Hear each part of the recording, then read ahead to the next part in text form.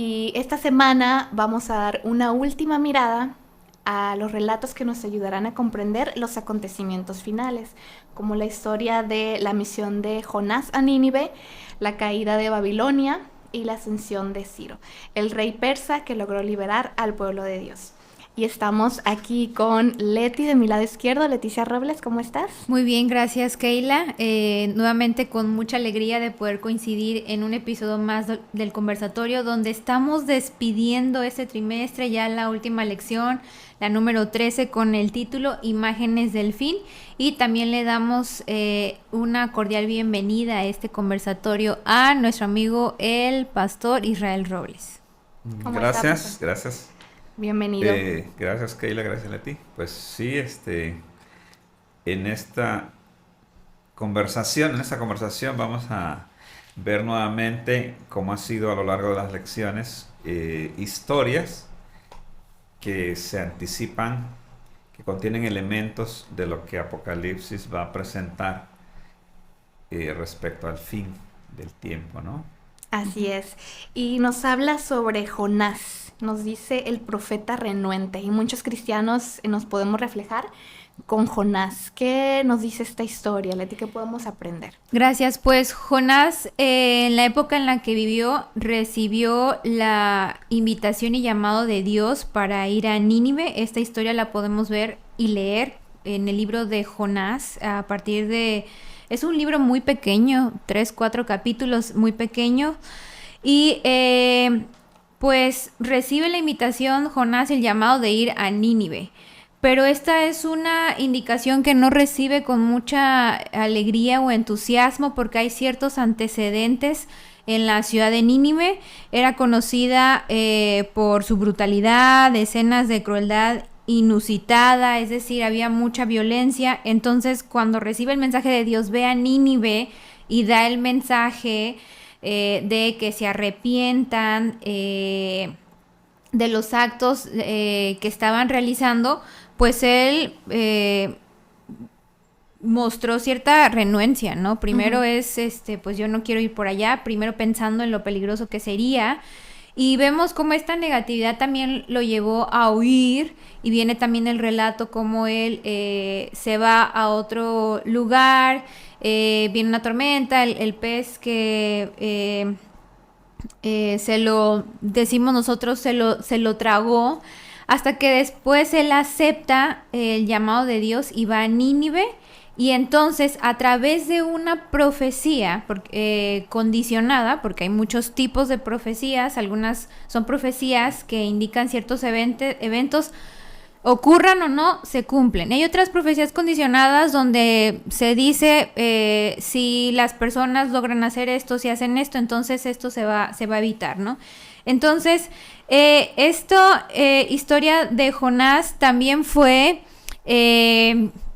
referida, recordada, nombrada por Jesús cuando en algún momento tuvo una conversación con los escribas y los fariseos, donde les hacía también ver cómo era importante arrepentirnos, reconocer estas actitudes o hechos que nos estaban alejando de la misión de Dios o del evangelio de Dios. En Lucas 19:10 viene un mensaje que declaró Jesús, donde dijo que vino a buscar y a salvar lo que se había perdido.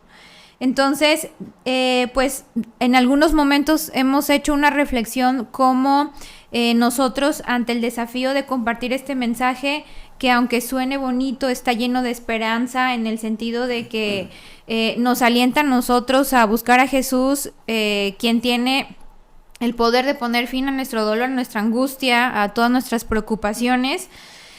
Pues no siempre todos van a tomar bien este mensaje. Y cómo nos anima a ser valientes, porque en algún momento podemos tomar una actitud equivocada. Sí, además la historia de Jonás nos provee de algunos elementos para entender la misión de la iglesia, de la iglesia remanente, que es predicar el mensaje de los tres ángeles. Por ejemplo, cuando ya Jonás está huyendo de la presencia de Dios y los marineros del barco que va a Tarsis están preocupados porque se desata una tormenta, él les dice: yo soy hebreo y sirvo al Dios que creó los cielos y la tierra. Entonces, en esas palabras encontramos una similitud con el mensaje del primer ángel, ¿no? Donde dice: adorad al que hizo los cielos, la tierra, el mar y las fuentes de las aguas. Entonces, así como a Jonás se le encomienda predicar en Nínive, también al remanente se nos ha encomendado la predicación de un mensaje de juicio. Es una oportunidad todavía para que el mundo pueda arrepentirse. Y también hay otras similitudes con el mensaje del santuario, que viene a ser el pilar central de las creencias del movimiento adventista. Cuando le te explicaba, ¿verdad?, que Jonás realmente dice que trata de huir de la presencia de Dios. Para los hebreos, la presencia de Dios se manifestaba en el santuario. Entonces, hay una similitud con nuestro mensaje, ¿no? Prácticamente Jonás estaba tomando una decisión muy drástica. No solamente estaba rehuyendo a la tarea, sino que se estaba alejando de Dios. Quería huir. Quería huir, quién sabe a dónde. Porque él como que incluso hay autores que sugieren que había vendido su patrimonio. Su familia se había quedado sin nada porque había esos boletos eran muy caros. Entonces es una advertencia, ¿no? No podemos huir de la presencia de Dios. No podemos huir. La historia de Jonás nos deja un mensaje muy grande, porque, bueno, cuando uno es pequeño y estudia y escucha la historia de Jonás, nos sorprende mucho la parte cuando el pez, ¿no? Ese pez grande se lo tiene 3 días. Y pues es muy sorprendente. Y a mí me llama mucho la atención porque, bueno, nos pregunta qué hay de Jonás en nosotros. O sea, cómo nosotros nos hemos comportado a los llamados que Dios nos hace. Porque como dice usted, pastor, como dices tú, Leti, también, Jonás andaba huyendo y se fue. Y cuando estaba en ese barco, ¿qué fue lo que empezó a ocurrir? O sea, se empezó a poner la situación complicada, o sea, empezó a estremecerse el barco a tal grado de que la tripulación se asustó, o sea, estaba preocupada y dijo: ¿qué está pasando? Le preguntaron a Jonás, Jonás le dijo de quién era, en quién creía, o sea, él les explicó. Y lo que me sorprende a mí de esta parte es cómo estas personas creyeron, o sea, le creyeron a él, o sea, creyeron en Dios, a tal grado de que cuando lo arrojaron al agua, que en el momento no lo hicieron, o sea, trataron de resolver todo, pero pues no pudieron, lanzaron a Jonás y dice que se calmó el mar en ese momento rápido. Y ahí es donde ellos vieron el poder de Dios y que todo era obra de Dios. Entonces dice que se arrepintieron, hicieron votos, y Jonás ni siquiera, yo creo, se imaginaba, ¿no?, todo lo que estaba pasando. Fue cuando estuvo en el pez 3 días y una cosa llevó a la otra por andar huyendo. Y pues llegó a Nínive y fue cuando comenzó a predicar, ¿no?, a avisarle a las personas que se iba a destruir, porque como dice Leti, la ciudad era conocida como personas con mucha brutalidad, o sea, tenía mucha tendencia al mal. Pero lo sorprendente aquí es que creyeron, ¿verdad, pastor? O sea, porque Jonás no quería ir porque él decía: no van a aceptar porque son malos, son personas que no van a aceptar. Y curiosamente, o sea, sorprendentemente, lo aceptaron. Sí. Desde su líder, ¿no? Ajá. Sí, efectivamente, como dices, Kayla, el libro de Jonás tiene mucho que enseñarnos en cuanto a nuestra misión. Porque ahí desde el Antiguo Testamento se está mostrando que el mensaje debe llegar a todas las naciones. Quizá por eso Jonás era renuente, porque ellos se habían vuelto exclusivistas, ¿no?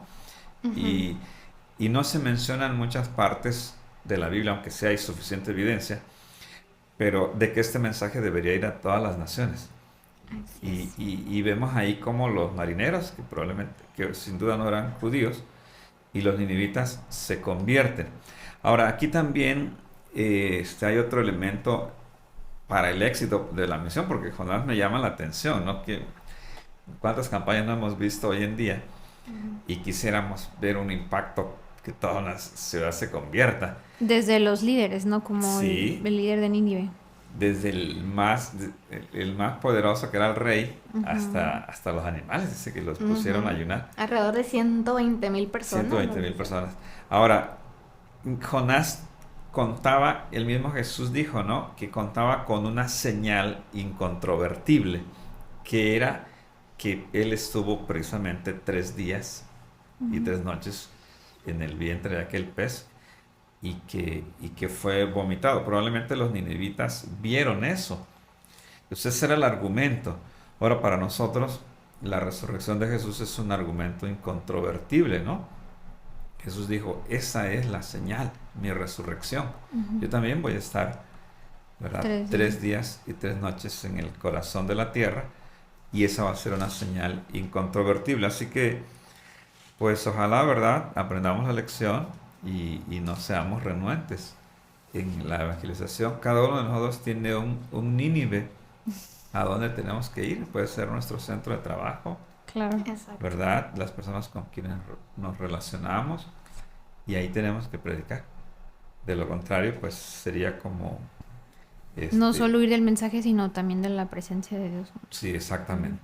Huir de la presencia de Dios. Nos deja un gran mensaje la historia de Jonás, porque nosotros ahora somos ese pueblo que debemos llevar el mensaje a todas esas ciudades, a esas personas que no han conocido, y lo que nos deja es que no debemos de ser como lo fue Jonás, porque Dios tiene un propósito y si Dios nos ha llamado para nosotros predicar de su palabra, hablarle a otras personas que en algún momento decimos, no, Señor, porque quizá esa persona no es así o es asá, no creo que te acepte. Dios ya nos los dejó escrito y Él conoce a las personas y es nuestro deber llevar el mensaje a todas las personas, a todos nuestros amigos y conocidos, para que puedan ellos también conocer, ¿verdad? Y salvarse, como Nínive. Y hubo una fiesta, también nos habla la lección, ¿verdad? De la fiesta de Belsasar. Sabemos que después de la caída de Nínive, Vienen los medos. vienen los medos y los babilonios y dirigidos Babilonia. por... Nos dice cómo Babilonia experimentó un renacimiento como nunca se había visto. O sea, esta ciudad tan imponente que fue Babilonia, a tal grado de que todas las demás ciudades pues tuvieron que someterse a esta ciudad, ¿no? Porque era imponente, era Babilonia, como se llamaba, ¿no? Babilonia la Grande, o sea, tenía tantas cosas, esos muros, su río. Era una ciudad tan grande, pero pues también era una ciudad con tendencia al mal. Y pues Belsasar, nieto de Nabucodonosor, pues sabemos lo que ocurrió, ¿no? Lo que es lo que estaba pasando, que podemos comprender aquí, Belsasar.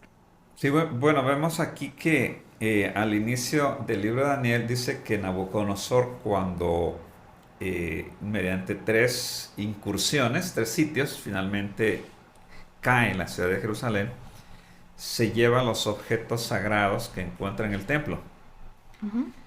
Pero Nabucodonosor, él se los lleva y los coloca en el templo de su Dios. Hasta ahí ya era una falta de respeto al templo, que para ese momento era lo más importante para la nación y para la religión hebrea, porque ahí se estaba ilustrando el plan de salvación. Para nosotros ahora es lo equivalente, es el santuario celestial, donde Cristo está ministrando en favor de su pueblo. Pero Belsasar fue más allá y dice que en esa fiesta que tenía con sus príncipes, con las mujeres, y ya afectados por el vino, mandó a traer esos vasos de oro, los vasos sagrados, y ahí tomó vino. Entonces ya eso era un punto de no retorno. Ahora la historia parece que lo que resalta es el juicio, ¿no? Inmediato. mediante tres. Bueno, dice ahí que inmediatamente aparece una mano sobrenatural y escribe en la pared encalada un mensaje, ¿no? Mené, mené, tekel, uparsin, y nadie lo puede interpretar hasta que llaman a Daniel. Entonces ahí prácticamente se nos está advirtiendo de que así como Babilonia estaba llegando a su fin por adorar, por llevar la idolatría a su máxima expresión, el mundo también va a llegar a su fin. Y en esa escritura aparecen tres conceptos, ¿no? Dice, ha sido pesado, ha sido contado y ha sido cortado, ¿verdad? Entonces, también el mundo va a ser, o cada uno de nosotros va a enfrentar ese juicio, ¿no? Para lo cual, según el mensaje de los tres ángeles, antes de que presente el juicio se presenta el evangelio eterno.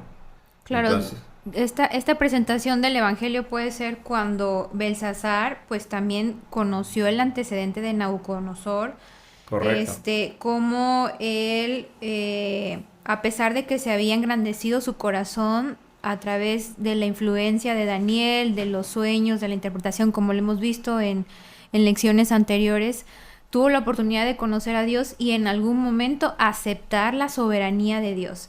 Entonces, Belsasar, teniendo este antecedente, habiendo conocido, porque no fue un tema de ignorancia, él conoció, a pesar de conocer, se abrió, o sea, desafió abiertamente la soberanía de Dios, y pues esto habla ya más de una actitud, ¿no? Del corazón, como el rechazo que se hace a la soberanía de Dios también puede traer consecuencias no solo para nosotros, sino para los que están a nuestro alrededor. Sí, en ese mismo sentido, ¿verdad? Lo que tú dices, vemos que tenía el ejemplo de Nabucodonosor.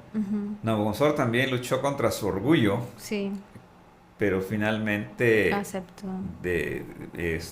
supera Reconoció. las pruebas, esos 7 años que pasa eh, alejados del palacio. Finalmente lo llevan a humillarse y reconoce, ¿no? Entonces, Belsasar era nieto de Nabucodonosor, hijo de Nabonido. Entonces, como tú dijiste, no tuvo todas las evidencias de quién era el Dios verdadero, y aún así tomó su decisión, y vemos ahí que es juzgado y el reino de Babilonia llega a su fin, porque en esa misma noche los persas toman la Así ciudad. es. Y sí, pastor, y como uno de los puntos fuertes de Babilonia era el río Éufrates, ¿no? Que fluía bajo sus murallas y pues proveía a la ciudad pues el suministro de agua, pero Ciro pues se dio cuenta que pues por ahí podía entrar, ¿no? O sea, vio esa debilidad y por Pues, ahí nos dice la historia que Ciro pues derrotó esta ciudad en una sola noche. Y nos cuenta un historiador que se llama Heródoto, ajá, y él nos dice, porque me llama mucho la atención, cómo las personas que vivían ahí en Babilonia, al centro de la ciudad, ni siquiera se dieron cuenta lo que estaba ocurriendo. O sea, tan grande que era la ciudad, era una noche de fiesta, como estábamos comentando, de mucho ruido, había mucha danza, estaban pues todos en una situación de demasiada fiesta y ruido, y pues las personas ni siquiera escucharon lo que estaba ocurriendo y pues ocurrió lo que tenía que ocurrir, sí, ¿no? como que la atención, la mente está enfocada en otras cosas, e igual esto puede ser como este relato nos señala lo que puede pasar actualmente, ¿no? Que Así podemos estar tan enfocados en otras cosas, y como el llamado que se hace en Mateo, ¿no? De velad, pues, porque no saben a qué hora ha de venir su Señor, sin embargo sepan esto, si el padre de familia supiera a qué hora el ladrón había de venir, velaría y no dejaría asaltar su casa. O sea, la repentina aparición de Jesús puede tomarnos por sorpresa si no a través del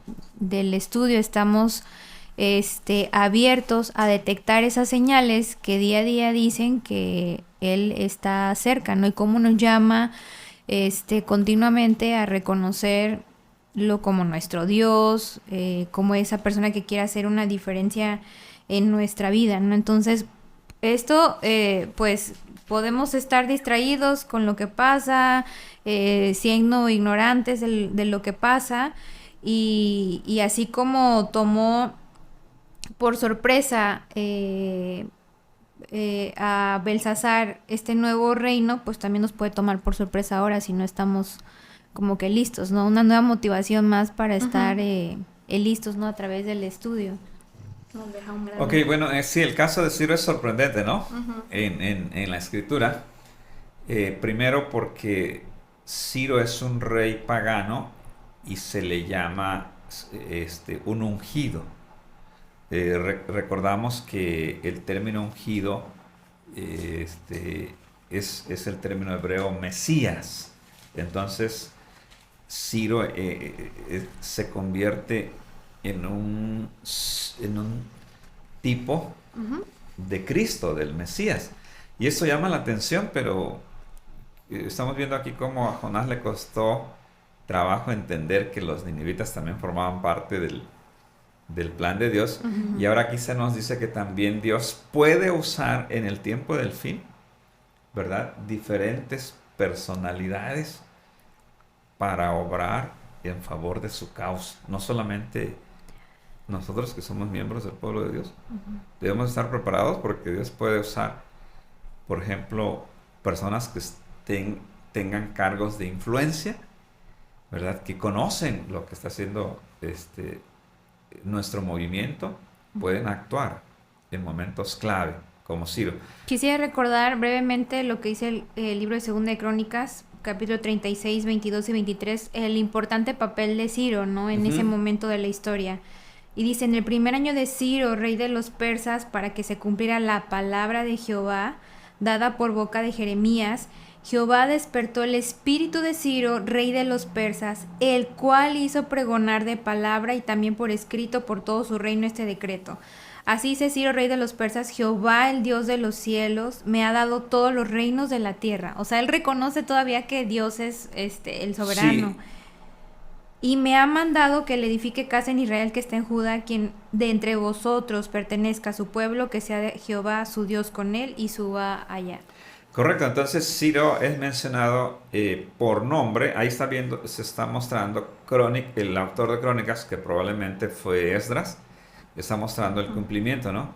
Pero 150 años antes de que naciera Ciro, está la profecía de Isaías que lo menciona por nombre y menciona también el secamiento de las aguas. Ahora, aquí esto nos conecta con lo que dice Apocalipsis, porque lo que decía Keila, ¿no? ¿Por qué cayó Babilonia? Regresando al asunto de Belsasar, porque el mismo elemento en quien ellos pusieron su confianza fue la causa de su ruina, ¿verdad? Ellos pusieron excesiva confianza en las aguas del Éufrates, que literalmente pasaba por el medio de la ciudad. O sea, ellos podían resistir mucho tiempo cualquier sitio porque tenían agua y tenían otras cuestiones derivadas del agua. Entonces, precisamente, según Heródoto, es lo que hizo Ciro, que mientras un grupo de soldados distraía a los vigilantes, otros hacían un dique para desviar el cauce del río Éufrates, y cuando el río se secó, entraron a la ciudad y dice que se sorprendieron porque no había guardias. La ciudad estaba desprevenida. Ahora, en Apocalipsis 16, es interesante que mencione el secamiento del río Éufrates, ¿verdad?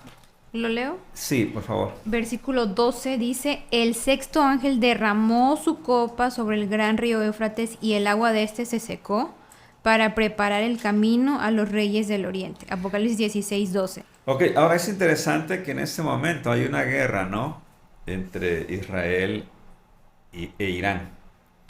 Y muchas personas, en vez de leer el Apocalipsis, tienen puesta su atención en lo que está pasando en el Medio Oriente.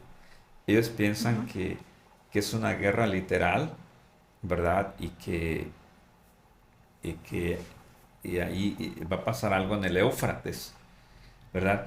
Pero lo que dice Apocalipsis es que esas aguas se refieren, ¿verdad? Como dice Apocalipsis 17. Persona. Vamos a ver el verso 15 de Apocalipsis 17. Aquí está la explicación del secamiento del Éufrates. Dice, me dijo, 17:15, dice, me dijo también, las aguas que has visto donde la ramera se sienta son pueblos, muchedumbres, naciones y lenguas. Y los 10 cuernos que viste en la bestia, estos aborrecerán a la ramera y la dejarán desolada y desnuda, y devorarán sus carnes y la quemarán con fuego, porque Dios ha puesto en sus corazones el ejecutar lo que Él quiso, ponerse de acuerdo y dar su reino a la bestia hasta que se cumplan las palabras de Dios. Y la mujer que has visto es la gran ciudad que reina sobre los reyes de la tierra. Entonces la Babilonia actual, que representa la coalición del dragón, la bestia y el falso profeta, ponen su confianza en las naciones, las muchedumbres de gentes que lo siguen. Pero dice la Biblia que esas aguas se van a secar. Eso significa que estas mismas personas van a descubrir, aunque ya demasiado tarde, que están siendo engañados, y esas mismas personas van a ejecutar a esos líderes que los engañaron. Entonces, de esa forma, ¿verdad? Lo que sucedió ya nos está diciendo lo que va a suceder. Entonces, hasta aquí comprendemos, y ya para ir aterrizando, que Babilonia representa pues este mundo, ¿verdad? Y la destrucción de Babilonia ilustra hasta cierto punto pues la destrucción final de este mundo. Y Jesús nos dejó escrito que pues vendrá el día, ese día terrible, ese día de indignación, de ardor, de ira, para convertir la tierra en soledad y raer de ella a sus pecadores. Así como la destrucción vino a Babilonia, mientras el rey y los señores estaban de fiesta y glotonería. Entonces podemos comprender y ahorita aceptar este mensaje, qué es lo que va a ocurrir, lo que está pronto para ocurrir, qué vamos a estar haciendo, que Jesús cuando regrese pues va a ser muy similar a lo que ocurrió. No sé, Leti, si puedes dejar algún mensaje para las personas que nos están viendo y posteriormente el pastor. Claro, pues Dios en su gran amor nos revela estos detalles de la historia, también el papel importante que podemos nosotros hacer como sus embajadores al compartir este mensaje, y también la decisión final de cada uno de nosotros, ¿no? El decidir ahora de qué lado de la historia o de qué parte de la historia podemos estar. Así que es una invitación nuevamente más para seguir conociendo y seguir participando en el conversatorio, que es un espacio donde a través del estudio de la Biblia conocemos cuáles son los planes de Dios para nosotros y también para este mundo.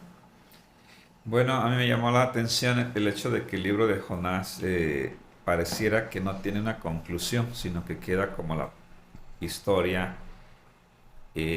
inconclusa, y podríamos decir que nosotros ahora somos quienes debemos concluir esa historia, ¿verdad? Se nos ha levantado como un movimiento para predicar los últimos 3 mensajes de arrepentimiento para el mundo. Ya no hay otros mensajes, ni hay otro remanente, ¿verdad? Entonces estamos en vísperas de que también venga el juicio final, pero antes hay un mensaje de salvación, ¿verdad? Y en ningún momento, no hay ningún ejemplo en la Biblia donde haya habido un juicio sin que antes se haya dado la oportunidad. Así que es el momento de que cada quien tome la decisión de parte de Dios. Amén. Y Dios aún, la tolerancia de Dios es tan grande, aún está el tiempo de gracia. Si tú que nos estás escuchando esperemos más que nada que podamos aprender a aceptar a Dios en nuestro corazón y sobre todo prepararnos para cuando regrese nuestro Dios por segunda vez podamos estar listos y no en otros asuntos, ¿no? Sino esperando a nuestro Señor Jesús. Gracias Leti, gracias Pastor, y nos estaremos viendo en otro repaso aquí en el conversatorio.